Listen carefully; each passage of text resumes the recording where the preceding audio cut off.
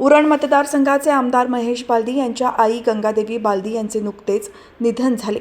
त्याची शोकसभा रविवारी झाली।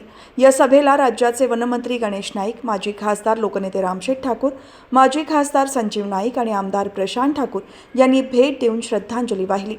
उरण विधानसभा मतदारसंघाचे आमदार महेश बालदी यांच्या मातोश्री गंगादेवी रतनलाल बालदी यांचे अल्पशा आजाराने शुक्रवारी निधन झाले। मृत्यूसमयी त्या 90 वर्षांच्या होत्या।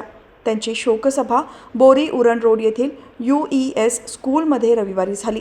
यावेळी विविध क्षेत्रातील मान्यवर, पदाधिकारी, कार्यकर्ते तसेच नागरिकांनी शोकसभेला भेट देऊन श्रद्धांजली वाहिली। यावेळी भाजपचे उत्तर रायगड जिल्हाध्यक्ष अविनाश कोळी, ज्येष्ठ नेते YT देशमुख, पनवेल शहराध्यक्ष अनिल भगत, दिबा पाटील यांचे चिरंजीव अतुल पाटील, माजी नगराध्यक्षा सायली म्हात्रे, कौशिक शहा, अशोक बालदी, राधिका बालदी, स्नेहा बालदी, शुभम बालदी यांच्यासह अनेक जण उपस्थित होते।